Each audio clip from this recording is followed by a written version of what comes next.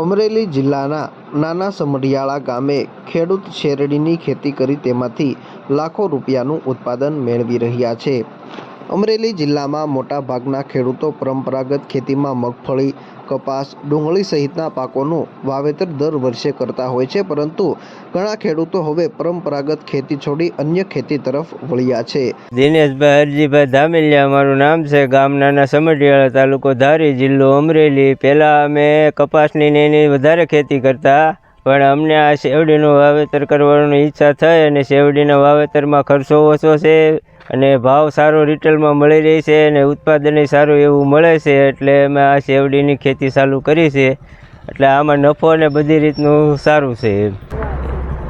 આ ઉત્પાદનમાં તો એ વાત કરીને 800-900 મણ વીઘે થાય છે શેરડી, અને એમને મણે 150-200 રૂપિયાનો મળે છે મણે, અને રિટેલમાં અમે 150માં એમાં વેચીએ છીએ। ખર્ચમાં તો એવું ગણતરી કરી કે 8 થી 10 હજારનો ખર્ચો થતો હોય છે અંદાજિત, અને વધારે ઓર્ગેનિક ઉપર જ કરી છે, દેશી ખાતરને એવું નાખીને જ બનાવીએ।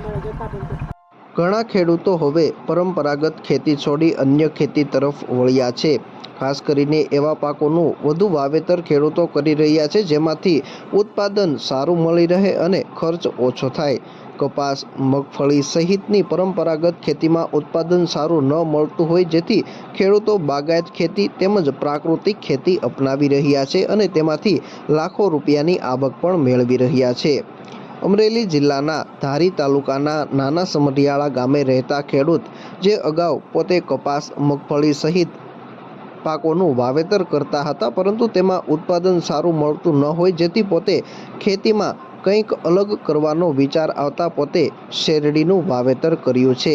આમ તો અમરેલી જિલ્લામાં શેરડીનું વાવેતર ઓછા પ્રમાણમાં થતું હોય છે, પરંતુ આ ખેડૂત શેરડીમાંથી વર્ષ દરમિયાન લાખો રૂપિયાની આવક મેળવી રહ્યા છે અને જેની સામે તેને ખર્ચ પણ ઓછો થાય છે।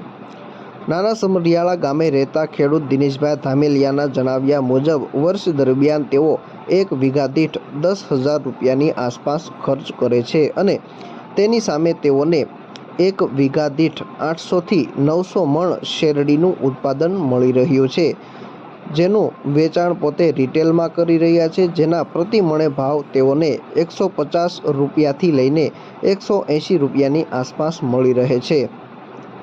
પોતે શેરડીમાં દેશી ખાતર તેમજ અન્ય ઓર્ગેનિક ખાતરોનો પણ વધુ પ્રમાણમાં ઉપયોગ પોતે કરતા હોવાના કારણે તેઓને ખર્ચ પણ ઓછો થતો હોય છે। આમ આ ખેડૂત પોતાની પરંપરાગત ખેતી છોડી શેરડીનું વાવેતર કર્યું છે અને વર્ષ દરમિયાન તેમાંથી લાખો રૂપિયાની આવક મેળવી રહ્યા છે।